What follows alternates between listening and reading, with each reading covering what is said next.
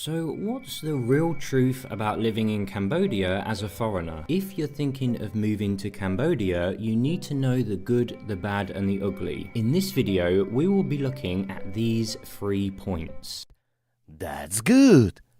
Very good. One of the reasons that Cambodia is such a nice place to live is due to the friendly locals. If you plan to stay in one of the smaller cities or in the provinces, you will be greeted daily. It was surprising to me just how many local kids hang around the streets playing games, and it really makes it feel like a more traditional atmosphere. In general, Cambodia is safe for travelers. You'll see many expats and backpackers who are traveling and living in Cambodia. The cost of living in Cambodia is also a big benefit, especially if you are looking to save money. You will find a few local places that sell good food for very low prices. There are some amazingly cheap apartments in the cities, but it does take a little bit of research if you're looking for a high quality unit that's also cost effective. Most people say that in the capital you will need to spend a lot of money. I didn't find this to be true, even with the food and the accommodation, but again it comes down to research and where in the capital you choose to live. You can live or retire in Cambodia on less than $1,000 a month if you wish. Cambodia is foreign friendly, especially when it comes to business, investment and long-term living. In terms of dating, you will find that many Cambodians are conservative and are also looking for a long-term relationship. So if you're looking for more of a commitment, Cambodia is a great place to settle down. The level of English in Cambodia is also surprisingly good. In the majority of areas, tourism plays a big part in the local economy, and therefore many local citizens who speak and use English are more likely to get jobs in restaurants, hotels, etc. You will also find that tuk-tuk drivers also speak a good level of English, but naturally this decreases as you go into the provinces.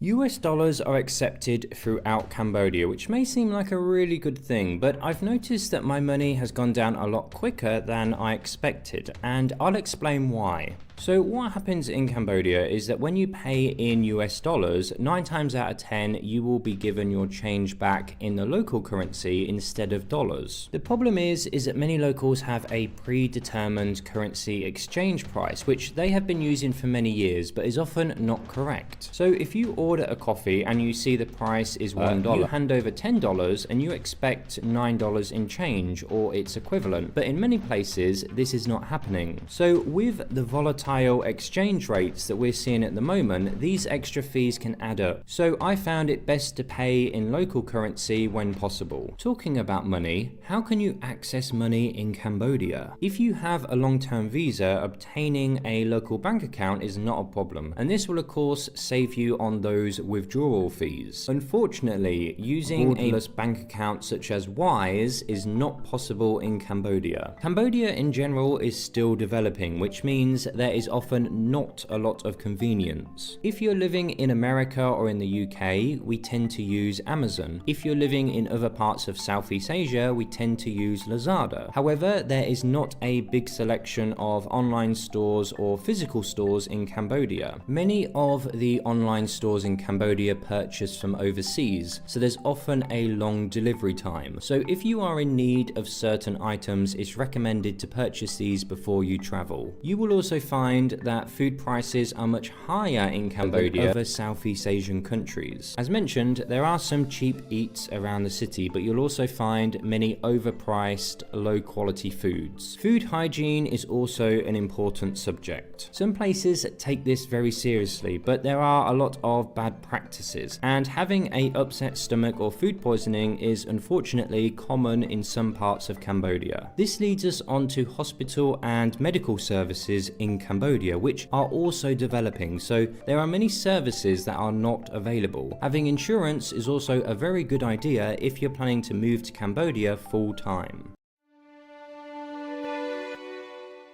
Please note, I'm about to briefly talk about some sensitive topics that some may find uncomfortable. One of the ugly sides to Cambodia is the sexual tourism. There are a few eye-opening documentaries on YouTube you can find about this topic, but to cut a long story short, human trafficking is very common in Cambodia, and there has been several accounts of underage girls working in karaoke bars, massage parlors, and so on. According to reports, there's also a market for selling virginity, and I'm sure there's a lot more that goes on under the radar. In terms of escorts, you will find that there are many profiles of adult workers on the dating apps, and they will invite you over or come to see you if you give them $50. These kind of things unfortunately happen all across the world, and they are said not to put you off Cambodia but to show you the whole picture, because I always think it's best to be honest with people and show them the good, the bad and the ugly before they take the move.